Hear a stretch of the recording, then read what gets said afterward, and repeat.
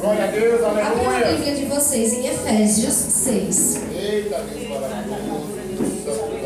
Aleluia, Deus.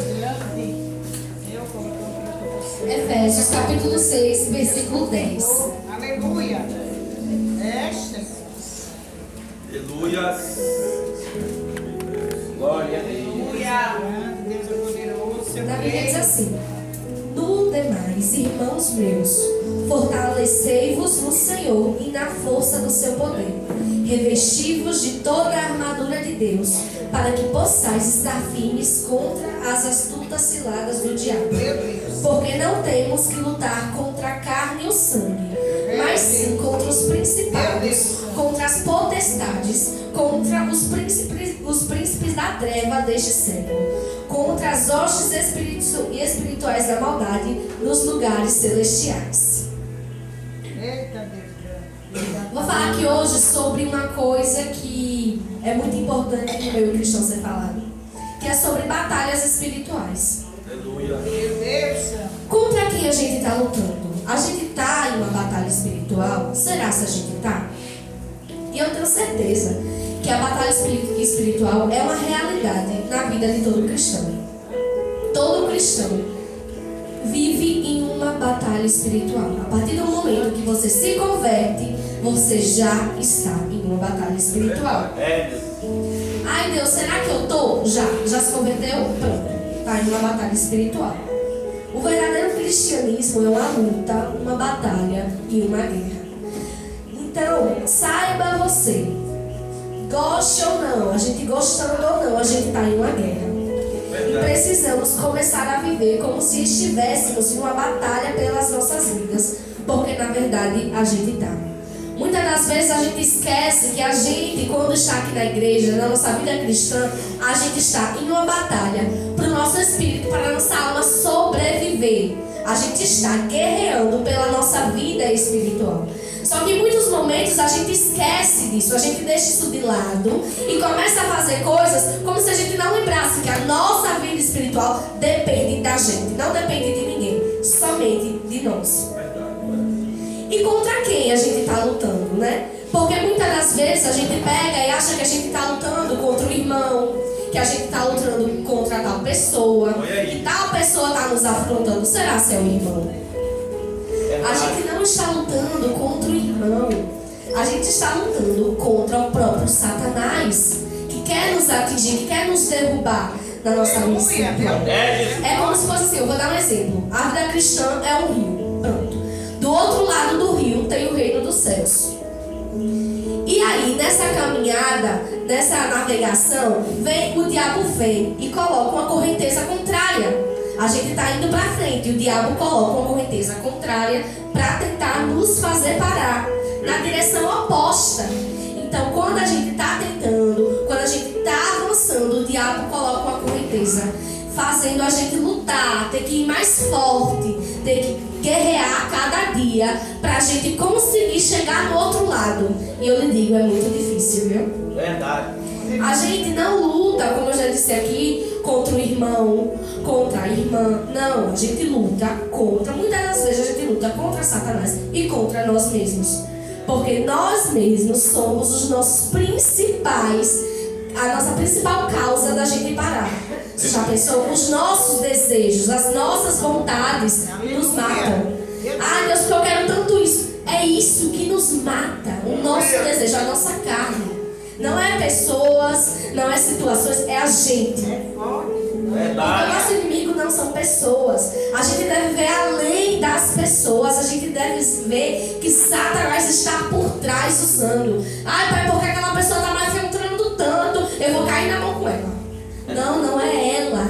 É Satanás que está por trás. E você tentando do seu jeito, na sua força humana, você só vai cansar.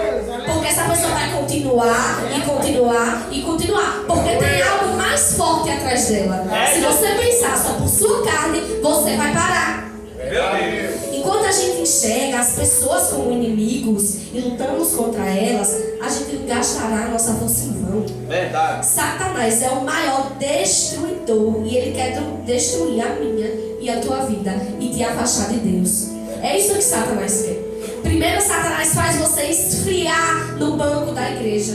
Primeiro ele faz a sua vontade e você está aqui, mas ao mesmo tempo você está fora e você fica numa indecisão. Deus, será que eu devo fazer isso? Meu Deus. Deus, eu não sinto mais sua presença. Primeiro ele nos esfria no banco da igreja para depois nos levar para um quarto trancado. Olha aí, meu Deus. Ele quer fazer a gente pensar que as pessoas que estão ao nosso redor é que estão atacando a gente. Não, porque tal pessoa da igreja fez isso, isso e isso comigo, eu vou sair. E aí você sai e você cai mais uma vez na cilada de Satanás. Grande Deus. Como a gente tem certeza que a gente está em uma batalha? Você pode não estar agindo como um guerreiro de Deus, mas se você é cristão, você já está na guerra. Você pode não estar agindo, você pode não estar se posicionando, mas se você é cristão, você já está na guerra. E quanto mais estudamos a Bíblia, a gente percebe que a nossa vida não é para ser leve, tranquila, calma. Não. A vida de um cristão tem luta, tem guerra e tem batalha todos os dias. Se você é cristão e sua vida está calma demais, desconfie. Porque quem é cristão tem uma guerra, uma luta, uma batalha, um obstáculo para superar todos os dias. Meu Deus. Aleluia. Nós, soldados de Cristo, devemos buscar o caminho de Deus e não o mais fácil. A gente não deve seguir o caminho mais fácil, mas pedir ajuda para que Deus possa lidar com o que vem à frente. A gente tem que pedir ajuda a Deus para que a gente possa lidar com o que vem à frente. E não pedir para que Deus venha tornar o caminho mais fácil. Não peça, ai Deus, torna isso mais fácil. Não, peça força a Ele para você enfrentar o que vem à frente. Não peça para Ele facilitar. Não peça para Ele te livrar. Peça para Ele te capacitar. Glória a Deus. Agora vamos ver como é que Satanás busca atingir a gente devagarzinho. Primeiro, Satanás, ele vai nos enganar. Ele vai nos seduzir com ofertas do mundo que parece ser boa. E vai nos iludir. Esses são os 3 primeiros pontos. Eu tenho um exemplo já na minha cabeça há muito tempo. Que eu sempre, quando eu estou parada, eu fico pensando nisso. Eu estava no banheiro e eu comecei a pregar para as paredes. Isso saiu já tem muito tempo. Que a gente é cristão, quando a gente vai começar uma coisa, um projeto, um relacionamento, uma empresa, qualquer coisa. Muitas das vezes o diabo manda uma oferta muito boa à nossa visão. É uma coisa assim maravilhosa que a gente pensa, meu Deus, é tão bom que foi Deus que mandou. E aí coloca o joelho no chão, ora uma vez, e aí Satanás vem. Porque na Bíblia diz que Satanás pode se transformar em um anjo de luz. E ele te responde e você acha que foi Deus. Olha aí, meu Deus. E aí ele confirma no seu coração, né? Satanás diz, vai, é bom, foi Deus que mandou. E aí você começa sem ter a real resposta de Deus. Verdade. E aí você começa, e aí você vai, e aí você abre uma empresa, começa um relacionamento, começa a entrar nas oportunidades, começa aí. E no início tá tudo bom, no início tá tudo maravilhoso, tá tudo dando certo. Porque o diabo não vai jogar algo que é ruim pra gente. Ele não vai mostrar algo que na nossa visão já é ruim, não. Ele vai mostrar o que é melhor. E aí começa, tá tudo indo bem. Depois de um tempo, começa a balançar. Começa a querer cair, começa a ficar ruim. O diabo mostra o que realmente queria fazer na tua vida. E aí tudo começa a ficar ruim. As oportunidades que pareciam boas ficam ruins. O relacionamento que parecia bom fica ruim. E aí que a gente vai ajoelhar e pedir a Deus. E aí sobe monte, e aí desce monte, e aí ora mais, ora não sei o quê. E aí Deus fala, será que no início você realmente esperou a minha confirmação certa? Jesus. Você começou sem me colocar no plano. Você não escutou a verdadeira resposta que eu queria para a tua vida. E no meio você veio me buscar. Quando tá dando tudo errado, você vem ajoelhar, vem subir monte, vem descer monte. E agora você vai passar um pouquinho pela prova. Você vai passar pelo vale. Porque você não teve a verdadeira confirmação de Deus. Você agiu pela emoção. A primeira resposta que veio à sua mente, você foi. Você não esperou. Porque aquilo estava ali.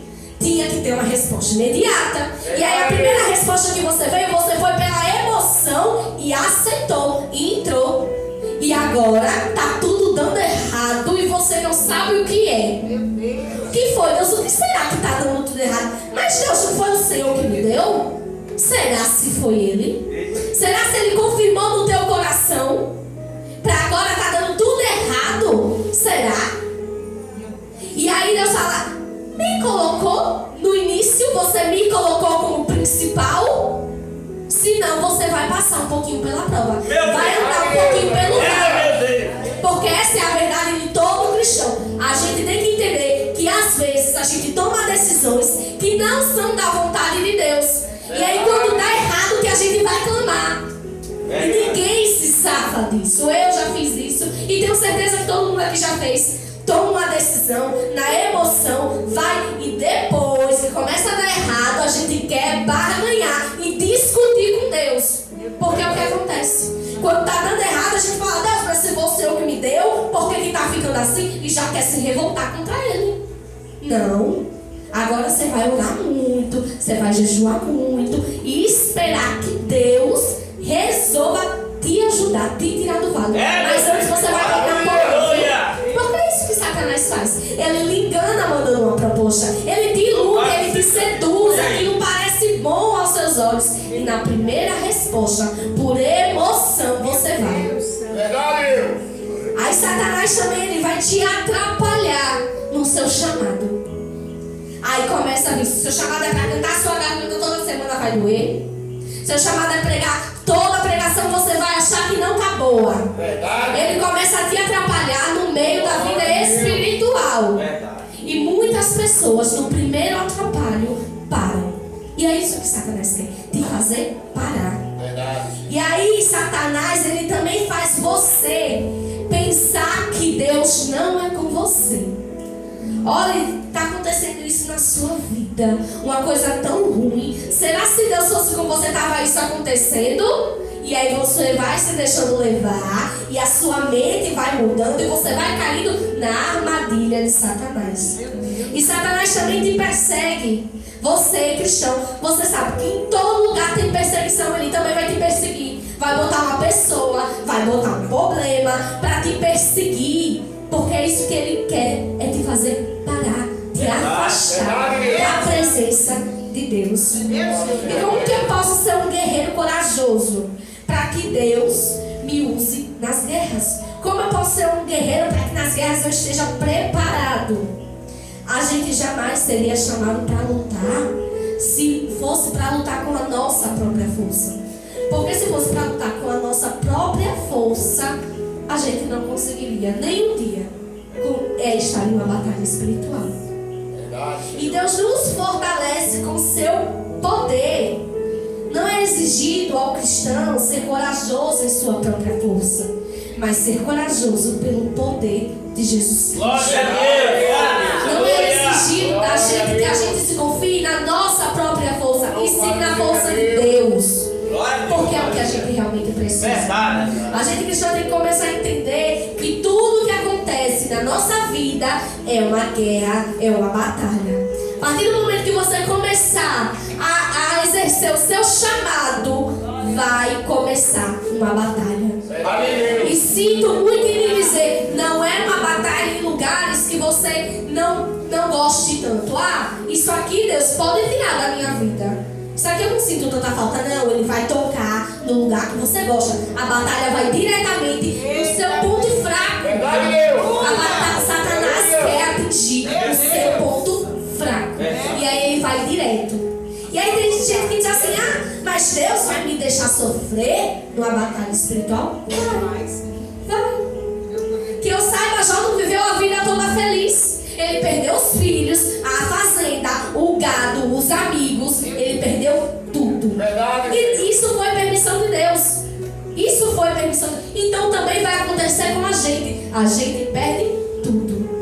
Só que algumas batalhas espirituais, algumas coisas que acontecem na nossa vida, às vezes é a gente mesmo que dá brecha. A gente tá ali, aí abre a brecha, Satanás entra e ataca. E ataca você pelas costas. No momento que você tá distraído, você abriu aquela brechinha, Satanás entra, te destrói e te coloca em cima dele. A sua mente, a sua vida espiritual vai desabar.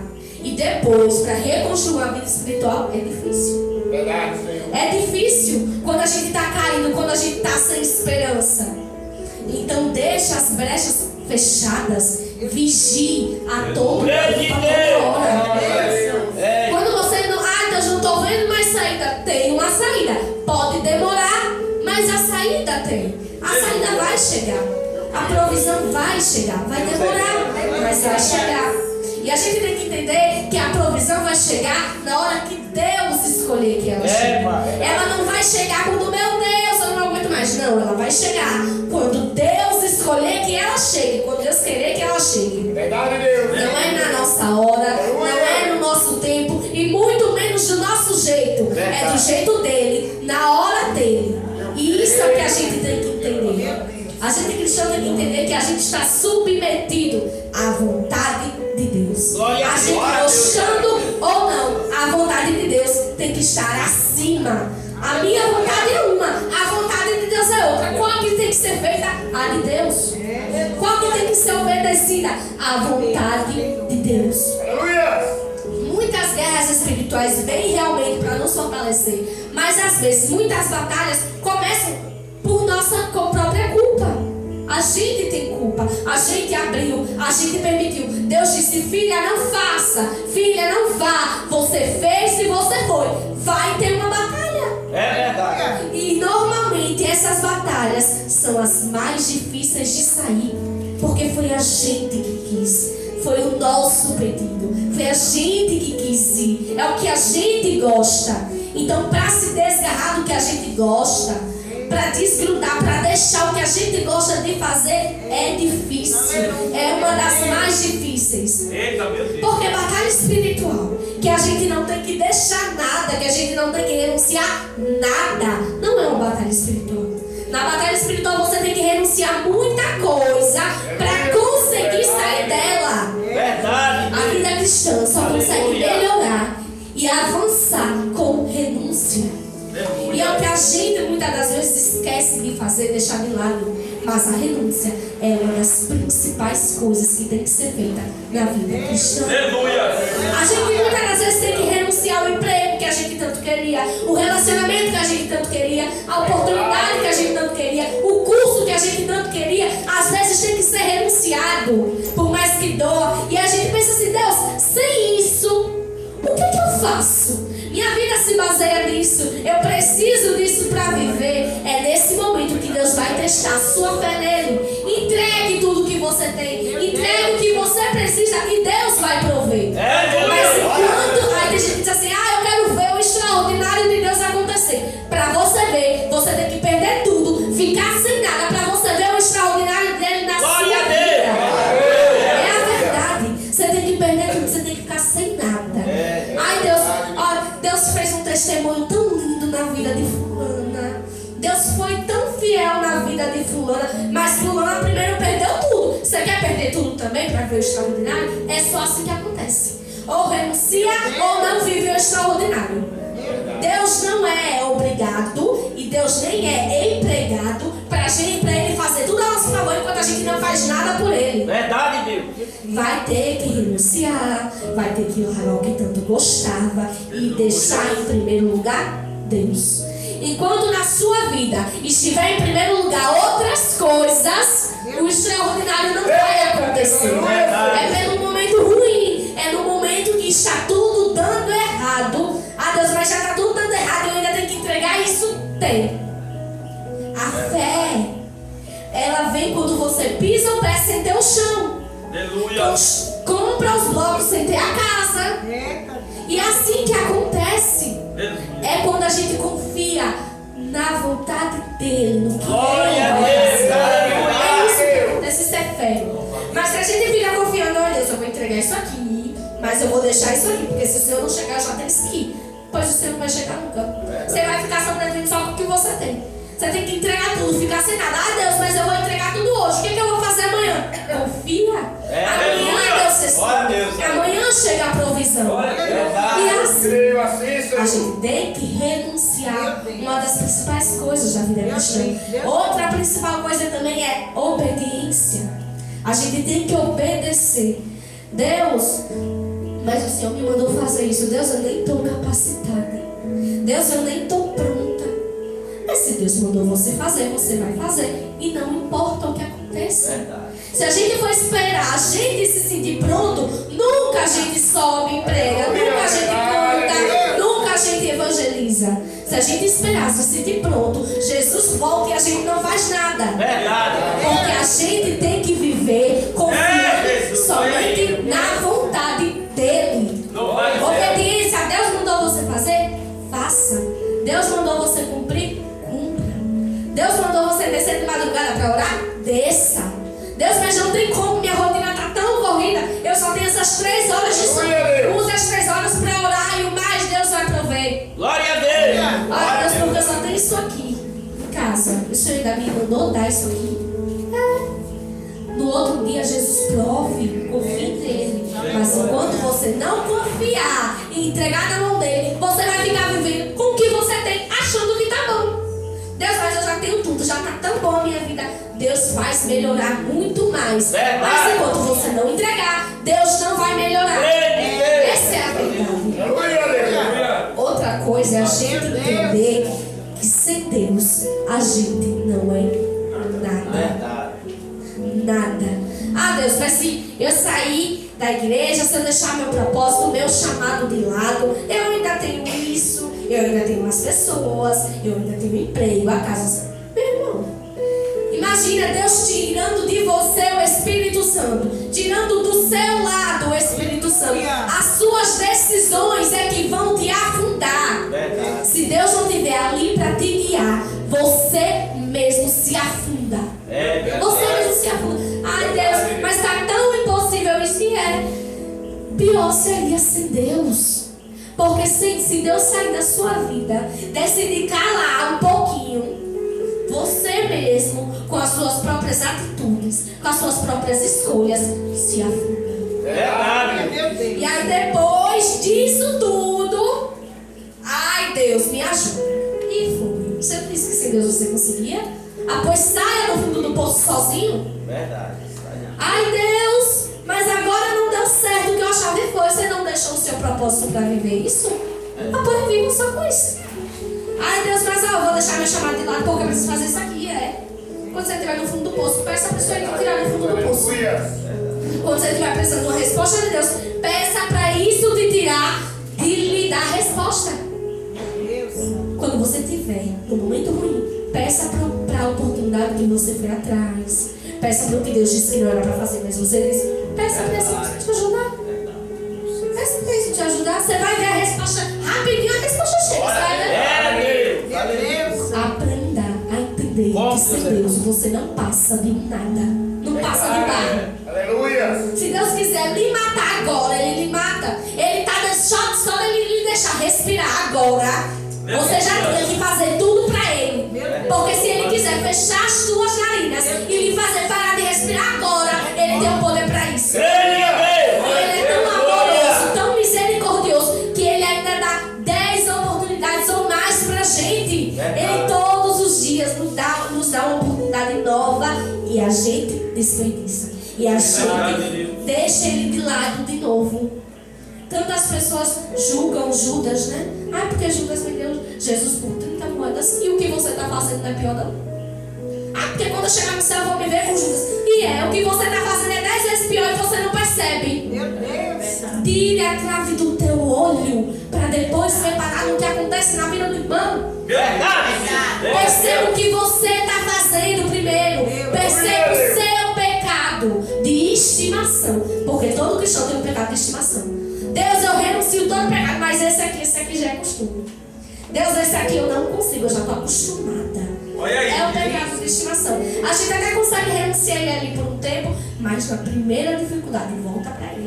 Porque acha que é ele que ajuda. E aí todo cristão com seu pecado de estimação cai de novo no buraco. Meu Deus, E Deus ainda é tão bom que Ele ainda lhe tira do buraco e Oh, dá outra é verdade. oportunidade. E não é por seu merecimento não, tá? É pela misericórdia dele. E por que a gente cristão tantas vezes quer se colocar no alto, no topo do mundo, como se a gente fizesse?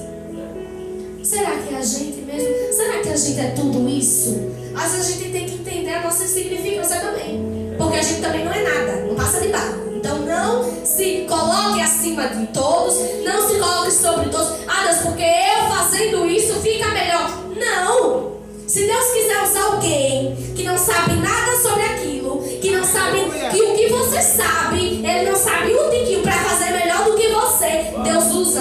É verdade. Deus, mas eu já sou experiente nessa área. Fulano nunca trabalhou nessa área nem um dia. Se Deus quiser, pega fulano que não sabe, coloque e ainda faz melhor do que você. Para você entender que você não é nada. Essa é a verdade da gente cristã. A gente só é alguma coisa quando tem Deus na nossa vida. É verdade. A gente só é alguma coisa quando tem Deus. Porque a gente, a nossa vida toda tem que ser resumida em Deus. Todos os dias ela tem que ter Deus na nossa vida. Todos os dias a gente tem que falar, a gente tem que dar testemunho sobre o que Deus faz nas nossas vidas. Porque todo dia acontece um milagre, um livramento sem você perceber. Todo dia você vive um milagre que você já orou, uma oração que você já orou. Você está vivendo e não percebe. Verdade. Pare para pensar de como você está hoje em dia. Foi uma oração respondida e você não está percebendo. Verdade. E a gente Glória tem a que Deus. testemunhar isso. Aleluia. Fale do amor de Deus. Fale do que Deus fez na sua vida para outras pessoas. Ah, Deus, mas eu tenho vergonha. E é. Pior vai ser naquele grande dia Deus falar: afaste-se de mim, porque eu não te conheço. Você teve vergonha de mim, afaste-se de mim. Porque a gente quer que Deus nos ame, que naquele grande dia Deus nos reconheça. Então por que a gente não reconhece Ele hoje em dia entre amigos, entre familiares, entre colegas? Muitas vezes as pessoas nem sabem que a gente é cristã. Você é cristã, é? Nem sabia. Ou facada que é pro cristão ouvir isso. Você é cristão? Eu não sabia o que você era. Ou coisa difícil a ouvir. Ali você percebe que você não está sendo o cristão que você deveria ser.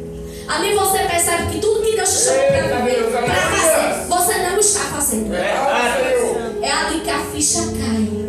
É ali que a gente percebe que a gente não está fazendo nada para Deus. A gente não pode levar nada para o céu, mas a gente pode levar outras pessoas para o céu. Verdade. É a única coisa que a gente pode levar. Tudo aqui material na terra vai ficar. Você pode levar outras pessoas. Aleluia. Olha, eu tô aqui no céu porque um dia você falou do amor de Jesus. Glória a Deus.